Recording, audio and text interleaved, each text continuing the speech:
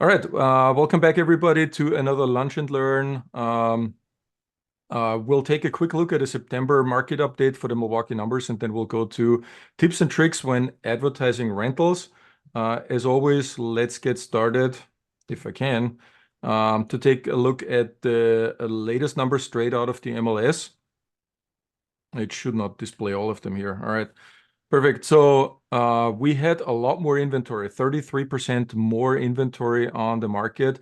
That is significant. We're over 4,000 units, single family that is in southeastern Wisconsin. If you were shopping last year summer, we fell below 2,000. So from a buyer's point of view, twice the inventory. That is a world of a difference. We're very happy about this. But also, when you look below, you have historic numbers. Before COVID, we had almost 7,000 units on the market. And then 9 years ago, it was almost 13,000. So, from that point of view, 4,000 is not really that much, but it's the biggest inventory we've seen in a while. And we're happy about this, especially as investors. That gives us a little room to negotiate. Sold units, very, very low number here, only 1,600. We're down 14%. In my opinion, that has to do a little bit with the pre-election effect. If people are facing uncertainty, many of them choose to do nothing. And we don't know who's going to be the president. And so a lot of people are just in a holding pattern, which actually creates an opportunity if you're not faced by that situation. My team has actually closed as an agent. I've closed 14 deals in September, so it was fairly busy. Pace is slowing down, 8 days on market. During the summer, we were down at 5, so it gets noticeably slower. Fall is always my favorite time to buy an investment property. I think probably over 80% of everything that I've ever bought in the last 15 years, I bought in Q4. And, the numbers basically show you the reason here. And median sold price at 336,000, up over 8% compared to September last year. And if you look below September 2015, we were at 169,000. So real estate prices have more than doubled in the last well, we're getting almost on 10 years, 9 years it is. Market trends, you've probably heard about the NAR settlement this year in spring. It went into effect in August. Honestly, not much has changed. Our paperwork looks a little bit differently. Buyers have to sign now buyer representation up front. But in terms of who's paying for the buyer agent, I have not observed much change. We're now 2 months into this. Sellers will always do what's good for sellers. And every single showing that I had, and speaking also for my team, sellers were offering buyer agency commission. So all the big impact that some people anticipated, that it will change prices, it will totally put the industry upside down, and none of that has really happened. Paperwork looks a little different. But on the other hand, I think Wisconsin has always been on the very transparent side and straightforward with the process and the paperwork. And I think other states are seeing a lot bigger changes than we're doing here. Lower rates have brought buyers back into the market, sellers as well. The interesting thing is mortgage rates have already dropped a month before the Federal Reserve Bank has announced that they're cutting rates. As you probably know, that's not the same. The Fed does not control the mortgage rates, the bond market does. But it's interesting for us to see that when mortgage rates went down, nobody cared. When the Fed was cutting rates and it made the evening news, we could literally see a spike in activity on the buyer side because people that were on the sidelines were checking rates again and coming back into the market. Of course, there's a lag, there's a delay. So we'll probably have to wait 3 to 6 months before we see the full impact, which will coincide with the spring market. So I'm expecting a very busy spring market. It also has an impact on the sellers. A lot of people underestimate it. So we had, when last year rates were hitting 7.5%, 8%, a lot of sellers that were living in a property with a 2.75% mortgage did not want to sell the property just because they didn't want to give up on their super sweet mortgage rate and go up to 8%. Now I think reality has set in, rates are also lower, and that is bringing a lot of sellers back into the market. That's also part of the reason why we're seeing more inventory. New listing supply is already softened, so we're October and November are usually the last kind of months of the season here. After Thanksgiving, it pretty much dies off, and then there's only picked over inventory on the market that nobody else wanted. But look careful through that because December offers opportunities for investors and a good month to negotiate. Generally, we're seeing fewer offers and we're seeing more contingencies. We're writing a lot of offers with inspection contingencies again, which is great. But if you have 5 or 10 offers in the past, we couldn't do that. So much better time right now. In terms of inventory, you can see it visually here. The blue line, blue line is total inventory in our market. You can see how consistent and how strong that increase is. So this is not a fluke. If you're listening to my monthly market updates on YouTube, then you know this. This has been in the makings for 3 or 4 months, and we have seen really a big spike here going up. The red line is new listings that are coming in every month. So that was relatively stable. So this is new supply and that is total supply. And this is dropping off now. True to season, it's slowing down already in October. November will be even less. And then I think we will see a continuation of this trend. Nobody in their right mind lists a house in December if they don't absolutely have to. And then we're going into that crazy spring market again, where we have no inventory for the first 3 months, but everybody wants to buy a house, and then people are getting desperate, and the bidding wars start over again. We know all that good jazz. Here's something that I wanted to share with you because a lot of people always asking me how many houses are really selling over list price. And you have your two lines. The red one is the national average and the green one is Milwaukee. As you can see, we're here in the 60% range in the unicorn years here, 21 and 22. And we've come down a little bit, but we're still almost at 60%, at least 55% of all listings that sell in the Milwaukee metro area are selling over list price. That is down significantly from where it used to be. It is, you can also see seasonally the swing that we have in the spring market here, and then, every winter it drops off here. We have a very strong seasonality in Wisconsin. And or I should say, the big thing really to me is that Milwaukee is a much, much more competitive market than the national average. Look at what the national average was doing. Here we were basically, more or less lined up, and the national average has really slowed down, and Milwaukee is holding on strong to being very competitive.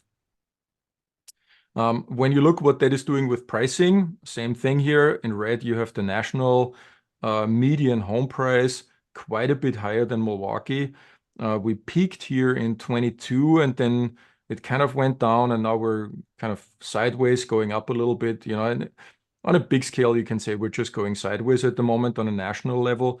This is very necessary because home prices were spiking up so much, and we need to allow salaries to catch up with that.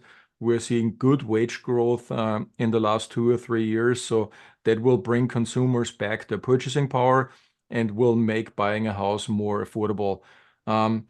If it gets more affordable in Boston, in LA, in San Francisco, with a little bit of wage growth, that will take quite a while. They have home prices that are multiple times higher. So you can't buy much in California for under $1 million. So if I would bring other markets in here, they would be, way outside this chart. So the red one is the national average. And then in green, we have Milwaukee here. And you can see it's a relatively stable and predictable pattern. The swings have gotten a little larger last year. That had to do with the mortgage rates, because 8% mortgage rate really put a dampener on our market when it first hit. But it's a relatively stable pattern, and you can see the seasonality is totally predictable. That's the reason why I bought most of my rental properties in Q4. I think the data shows a very, very clear picture here. All right, and with that, the rest of the market update you can find on YouTube. With that, we'll switch over to advertising rental properties. And before you start advertising, I'm a big advocate of preparing, because luck favors the prepared. And the first question that I think people are not asking, they're just stepping over, is know your target audience. Who are you trying to reach? Because your advertising strategy and how you lay it out is going to depend on who your target audience is. if you're renting a $750 studio apartment, that advertising looks different than if you're renting out a high-end condo downtown. So it has to be proportional, obviously. But when you know your target audience, this also tells you what do they want to see in your advertising? What are the hot points for them? And even though we're in a market, in a rental market that is super hot at the moment, and every time you put a listing out there, you get overrun with interest, you still want to do as much as you can with the advertising and be as attractive as possible because you want to have these top tier tenants and they're picky. So you need to know what they're looking for and then cater specifically to those tenants. But you have to know your audience first. Be a student of the market, really research that. And I would highly recommend, if you're not doing this, in the simplest form, take a piece of paper and put together a little rent comp. A lot of people are just looking on Zillow. I'll just give you one tip there. It's very easy on Zillow to get hung up on the properties that are not renting. You want to pay attention to the ones that pop up and that are gone next week. Those are rented out. The ones that have been lingering around for 2 months, those are obviously overpriced. Don't benchmark those. And if you really want to know what's going on, you schedule yourself a few showings with your close competitors. Let's say you're renting a duplex in West Ellis. Go and check out the other duplexes in West Ellis. You might be surprised. You probably will be surprised on what you find when you physically look at your competition. That also helps you with pricing. This is a little bit of an extreme example, but I want you to, just open your mind a little bit. This is the Ascent in downtown Milwaukee, mass timber building. By the way, the lumber is from Austria, just saying. And what do you think these units here are renting for? Can somebody put some guesses in the chat on what you think the rental rates are there? Give it a shot. We have different units. Most of them these are 2-bedroom, these are 3-bedroom. You have the square footage here. What do you think they're renting for? Cool, 2,800, 2,400, 2,700. Let's see where we're at. Looks like this. This is Milwaukee, not New York. So really do your homework. This is an extreme example, of course, but spend some time looking at the market and really understanding what you're advertising. And then the second thing is you want to also, pricing is one thing, but you also want to follow with your advertising that that's your competition. They're setting a certain standard with the photography, with how they're presenting. So you want to match that if possible. Because marketing your rental property well will produce a massive return on investment. One of my recommendations I will have in a second for you is to hire a professional real estate photographer. If you're not great with the camera, then source it out. It may cost you $150, but the return on investment on that $150 is the best ROI that you will have with your entire project. I promise you. It's worth it. If you release it again, you have these pictures already on file and you can use them again, but you have massive, massive return on investment. You get higher rents, but you also get better quality tenants, and that means that you have lower turnover, you have lower turnover cost, and you've been listening to me on the market updates, then you know that turnover cost, in my opinion, is your largest single biggest expense, next to paying your financing maybe. And cutting down on turnover cost goes really a long way. Prepare, clean, and upgrade the unit as much as possible, especially when you do some mystery shopping and you see what your competition is offering. You see some really grimy, disgusting properties that are advertised for rent. And hopefully that is not yours, because some of them are really nice. And your tenants or your applicants are probably telling you this. If you do your showings yourself, I always hear it that people are coming and say, yeah, this is so much nicer than the other stuff that we looked at. And people oftentimes comment on if it looks in person like the pictures, or it showed up differently in person than on the pictures.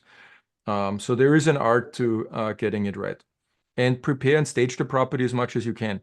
On rental properties, it typically does not pay to do professional staging, but if you have a larger multifamily and you have 20, 30, 50 units, it might be worthwhile to have a show unit and spend a couple $1,000s, have it professionally staged from a stager, reach out to me if you need a good recommendation, and then either keep that unit as a leasing unit or at least have the pictures on file so you can show them what it looks like, and you can basically, sell the lifestyle that you can have in that property. Of course, needs to be proportionate to what your property is all about. If it's affordable housing, then this will of course look a little bit differently. Yeah, and here's the number one recommendation again. You need to have good pictures. That is really the number one thing. And spend the $150 on getting professional pictures. I'm a hobby photographer and I can get close to what my professional photographer is doing, but I can't totally do that. And when you look online, I'm sure you've seen listings like this. It's really that, that's the only comment that I have here. It's just imagine who is going to be interested in a property that shows up like this. Hey, Rebecca. Hi there. Hey, Vicky, can you? Yeah, thank you. Thanks, Alexandra. Um, so this is not what you want because yeah, you will still get people coming to look at it, but you tend to get the desperate ones that get turned down in the nice places. They will come and look at a place that shows up like this, because normally the good tenants don't want to rent a place that looks like this. Um, this is what your competition looks like. I mean, granted, this is high end. This is the Vim and Vigor. So it's staged, really nice professional photography. That's the top end. You don't need to be on that level, depending on what your property is all about. But this is what people are seeing online, and at least subconsciously, they're comparing you with this. You'll also notice here on the top right, this is picture 1 out of 35. So I would recommend don't be that person that rents out an entire house and all you have online is like 3 pictures. You want to have everything that is of importance for the tenant, including common areas. If you have a lobby, if you have a front area, if you got a laundry area, if you have a basement, then showcase that. If the basement doesn't look good, maybe get it painted, spend a few dollars on nice LED lighting so it doesn't look like a dungeon, and then post a picture with your properties. You will attract better tenants if you do that. In terms of doing it, professional photography is an option. We've seen for a while 3D tours on Matterport. The bigger buildings are doing this. I'm sure you've played around with it where you can, go in and then zoom around in the show unit. You can do a video tour if you want to do that. There's 2 ways. You can do it yourself. A GoPro camera is actually really good, much better than your cell phone because it stabilizes. So when you're walking around, you don't get that movement, and an amateur can make reasonably good video with the GoPro camera. It's $250. Or my new favorite is actually the DJI Osmo Pocket 3. Either with or without the stand. On the right side, you see it with the stand and with the microphone. That is really good because it has a wide angle lens, so it gives you that view, and you can do a walkthrough slowly through the unit, and that really cuts down on showings, and it's relatively easy to do. It's a little bit more expensive, costs $650, but it's basically a point and shoot. You just hit that red button there and it records. You don't need to know anything about professional videography. Super easy to use, and it's got that little stabilizer that will move or adjust the camera on top and will keep you level. So here's a little bit of what we do. Here's examples. This is a property that we're renting out in Menomonee Falls. I have actually taken this picture with my cell phone, being proof that you can take if you have a good phone. I have a Samsung Galaxy, so you can, with the late model phone, you can take really good pictures. This is 80% of what professional photography will look like. I can't quite get there, especially with the lighting. This would be another example of a property that I just rented out. That's one of ours. And this is also cell phone pictures. But I make it a point to go out there on a bright sunny day when it looks cheery and nice. And we make sure we have all the lights on and it looks really good. And there is nothing fancy about this here. This is literally takes 10, 15 minutes and a little bit of preparation and cleaning the unit beforehand or having it cleaned and then taking decent pictures. But you will attract better tenants if you go this way. Quick word about showings. So the way we do it is we like to pre-screen on the phone, have a phone conversation that really cuts down on your no-shows. If you just text with them or message with them, many of them will not show up. I guess the level of commitment is not that high. And you can also, oftentimes just tell on the phone, we ask them to confirm their credit score and their income. And oftentimes they apply, even they don't meet our, basic criteria. And then we just tell them, yeah, it's pointless because we can't make exceptions from our standards, fair housing laws. Then we typically batch the showings. So typically we have one weeknight, let's say Wednesday, from 6 to 7 that we fill up. And if it's full, then we start double booking it in 10-minute increments because we like a little competition. And then we also take the weekend, let's say Saturday, early afternoon or late morning is a good time. Or on Sunday, early afternoon is a good time to get everybody through here. And that saves you from when you have 20 applicants that want to see it, that saves you from going there 20 times. You just go there twice. Get there early, open windows, turn on some lights, bring some supplies. It is a home for people. And I feel, for me, I'm also a real estate agent. So for me, it's second nature to, make a property show the best it can, smell the best it can when we're presenting it to the market. As investors, as landlords, we should be doing the same because these people are not looking for just a rental. They're looking looking for a home for them, and it matters to them. So put a little effort in it. It will benefit you. We bring a paper application. We don't charge for it. We use the one from Wisconsin Legal Blanks. And if that looks good, then we can proceed to an online application that we use for background check. I use My Smart Move by TransUnion. We spoke about this at a different Lunch and Learn. And just 2 tips real quick here. Never sign a lease without having security deposit in hand. I'll say this again. Never sign a lease where you're not getting a cashier's check with security deposit because you're entering a contract, you want something in return of that. And also never hand over the keys without the first month rent in hand. So sometimes that's not on the same day. So sometimes we sign a lease that's already a month or 2 in advance before the unit becomes vacant. And in this case, we collect the security deposit, sign the lease, tenant is not getting the keys, we're handing them over the keys as soon as the unit is vacant. And in exchange for the keys, we're getting the first month rent. That's how it works. That's pretty much it. Here's a quick shout out to the RPA Con. Next week, online registration closes on Wednesday at midnight. We expect to have a line there if you're not registered, so please do it online.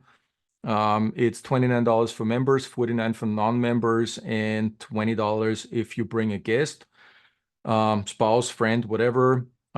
Invite other investors. The more people we have there, 100% of the proceeds go towards our legislative efforts. This is, we're a nonprofit organization, as you know, and, hopefully, fingers crossed, this is going to be a huge success. We're excited for it. You'll get some food there. We're not doing a full sit-down lunch this year because we want people to keep moving and networking and talk to people, but you're not going to go hungry. We'll have some coffee and some pastries in the morning, and then there's going to be some appetizers around lunchtime. Oh yeah, on Friday night, we have a special event. We have not done this before. This is a money mixer event.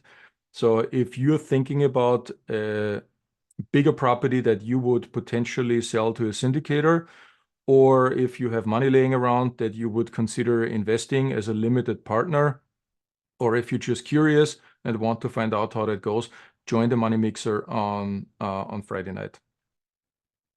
And then with boot camp coming up, Tristan is going to educate us a whole day on November 16th.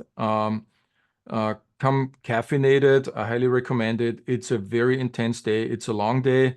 The other recommendation that I have, get the printed manual for $50, totally worth it. I printed it on my printer here. Took forever because it's like literally this much. Get the book worth the $50. And if you haven't done boot camp yet, I highly, highly recommend it because you will be scratching your head afterwards and saying, "Oh my God, all the things that I didn't know, I should have done that sooner." Okay, that's it. And with that, we can open it up to Q&A. I hope I get some questions for you, some stories. Maybe you do things differently than I do, and we would, love to hear your tips. There's so many ways of doing this.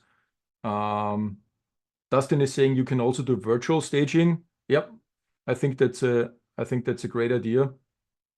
And he's offering real estate photography. Perfect. Dustin, do you want to give a quick shout out here? Hello, everyone. I have a real estate photography business. I've actually been in property management in about 20 years now, so I know exactly what our customers are looking for in photos and how to display them in a way that's very presentable. So if you're interested, feel free to reach out, or you can visit my website for pricing.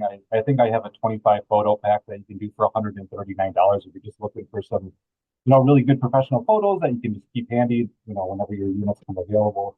I also do video. I do virtual staging. I actually don't use Matterport for my virtual tours. I'm actually doing a new technology where our virtual tours actually allow you to open kitchen cabinets and closet doors. So as people are walking through, they can actually just click on a kitchen cabinet and the door will actually open so you can look inside the actual property, which is very cool for like when I do real estate and private homes for sale because I can actually get into mechanical closets. That way, if inspectors have a question before they show up or they're wondering what's in that unit as far as mechanicals go, they can actually click on it and view it. So the website's called Virtual Door 360. You can book everything right through the website. There's a calendar on there. You get email confirmation. We also do social media marketing if that's something that you're interested in doing and marketing your property on social media. Yeah, just feel free to reach out. Again, my name is Dustin. I'll be at the event next week, so I look forward to meeting some of you. Yeah, thank you, Dustin. Ray just reading my mind here. Could you please provide your website in the chat? Absolutely. Awesome. Other questions, stories, comments? What's on everybody's mind? Hey Marcus. Hi everyone. Question for you is, do you find yourself having a certain photo typically more often than not as your cover photo when you're marketing, Yeah, for whether sure. it's the kitchen or the front of the house or Yeah, everybody has a different philosophy, especially amongst real estate agents. So here's how I look at this. I use an exterior shot as the cover picture because the first thing I want people to realize that this is a single family home. And the second picture that I use is typically the kitchen, followed by the living room and then the bathroom. And then the rest of the pictures follows logical order. We typically include all the pictures, not just the pretty ones, uh, because I think we want to give set a realistic expectation to, what things look like. Um, People respond, I think, better, from an emotional point of view when they're there, when the overwhelming emotion is not disappointment, that they expected something better because you only did show them the 5 pictures that looked really nice and you didn't show them the mediocre or not so nice stuff. So I'm a fan of showing everything that is relevant so that people are not disappointed when they go there. I know not everybody will agree with that philosophy. Some people believe in the, oh, well, as long as we get them there, we only post the nice pictures. If you are advertising an apartment, then I would probably start with an interior picture, most likely kitchen and or living room. But I would also include relatively early an exterior picture so people can get a good idea of what the building looks like from the outside. Also, where is parking? What does the front entrance look like? Where do you get your mail? What's the laundry like? What are storage units like? So you want to have all these things visually there. That would be my philosophy. thank you. Okay, Dustin just posted his website, virtualdoor360.com. And Full House says, does anyone recommend Craigslist still, or apartments.com, or other affordable advertising sites out there that could be more effective? So I have bad experience with Craigslist. Not a fan of Facebook, even though I know a lot of people are using Facebook. My go-to is Zillow. It's free again now. It used to they used to charge, but I usually opt for the fee because then you get preferred placement, and I think it's $29, something along those lines. And I think that's money well spent. I don't know exactly what they're doing with it, but I always opt for the premium version. And I'd like to add to that too. So I'm a small-time landlord. Normally I just post rentals on Zillow as well, and that also will post to Trulia and HotPads. And then there's also this Zillow Rental Manager app that makes it really easy to message people back, and you can also accept applications through there as well as rent. And if it's through ACH, it's free for both you and the tenant for the rent as well. I've also had not the best experience with Craigslist, and I have never tried apartments.com. That's my 2 cents. Cool. But I always do the free version of Zillow. Yeah. Thanks, Alexandra. Yep. I have seen in the past that the credit score on Zillow is inaccurate. So we use it as a first screening, but I don't rely on it.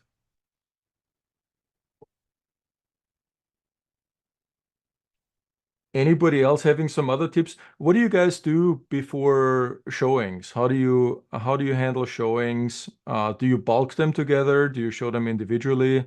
And do you prepare a unit before showings, if at all? Yeah, I'll bulk them together, as you mentioned, Marcus. And then I'll definitely get there early and turn the lights on, and just make sure it's appealing, to the eye, obviously. But yeah, I just yesterday I had 6 showings set up and I had 2 people set up. So that's one of the main reasons I'll definitely bulk them together. Mm-hmm. Yeah, we're all fighting that same battle for sure. Cool. Any other comments or questions? Did I miss something in the chats here?